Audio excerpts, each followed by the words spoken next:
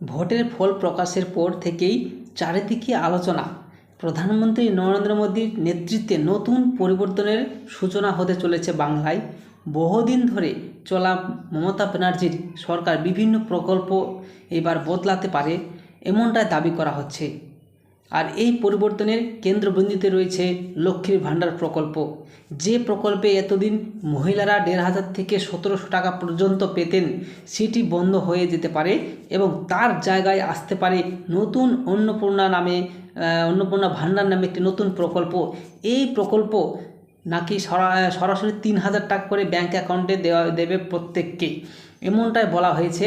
ফলে স্বাভাবিকভাবেই প্রশ্ন উঠছে, এই মাসেই কি টাকা ঢুকবে নাকি অপেক্ষা করতে হবে? এখানেই আসল বিষয়টা। এই সমস্ত সুবিধা পাওয়ার জন্য নতুন করে আবেদন প্রক্রিয়া শুরু হতে পারে বলা হচ্ছে। এই ৯ মে অর্থাৎ ৯ মে মাসের ৯ তারিখে সরকার গঠন হওয়ার পর থেকেই ব্লক অফিস, পঞ্চায়েত অফিস বা অনলাইন পোর্টালের মাধ্যমে ফর্ম ফিল আপ শুরু হতে পারে। আগে যারা লক্ষ্মীর ভাণ্ডারে টাকা পেতেন তাদের ডেটা ব্যবহার করা হতে পারে, কিন্তু নতুন করে যাচাই বা আপডেট রাখতে পারে। শুধু মহিলাদের জন্যই নয়, বেকার যুবক এবং যুবতীদের জন্য বড় ঘোষণা নিয়ে আলোচনা চলছে।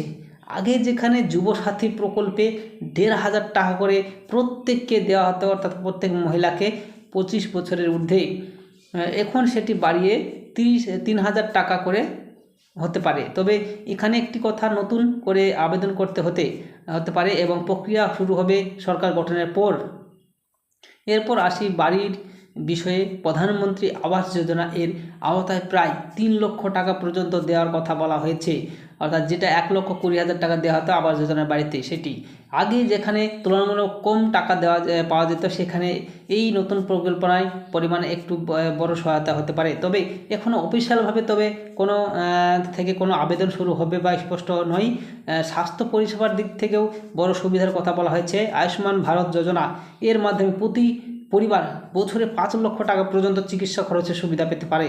অর্থাৎ বড় ঘোষণা, অসুখ হলেও আর্থিক চাপ অনেকটাই কমে যেতে পারে।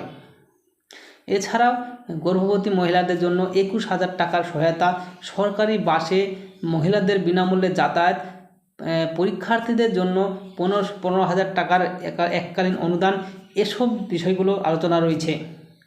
সবচেয়ে আলোচিত বিষয়গুলোর একটি হলো বৈদ্যুতিকের বিল, অর্থাৎ ইলেকট্রিক বিল। বলা হচ্ছে ২০০ ইউনিট পর্যন্ত বিদ্যুৎ ব্যবহার করলে কোনো বিল দিতে হবে না।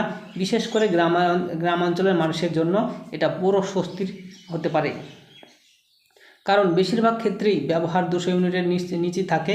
এছাড়াও বার্ধক্য ভাতা, বিধবা ভাতা, যেখানে আগে ১,০০০ টাকা দেওয়া হতো, সেটি বাড়িয়ে ৩,০০০ টাকা করা হতে পারে, এমন কথাও সামনে এসেছে।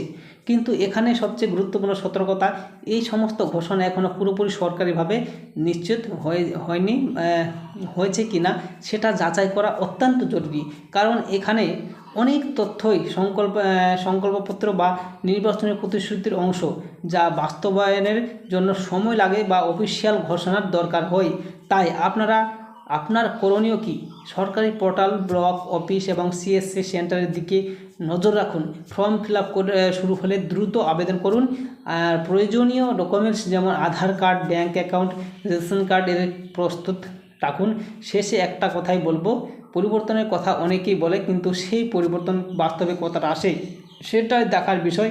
তাই আবেগে নয়, তথ্য যাচাই করে এগোন। এই ছিল আজকের সম্পূর্ণ আপডেট। এটা যদি আপনাদের ভালো লাগে তাহলে অবশ্যই অন্যদের সঙ্গে শেয়ার করুন, কারণ এই তথ্য অনেকের জীবনেই বড় প্রভাব ফেলতে পারে। ভিডিওটি ভালো লাগলে লাইক করবেন, চ্যানেলটিকে সাবস্ক্রাইব করবেন আর আমাদের সাথে থাকবেন। ধন্যবাদ।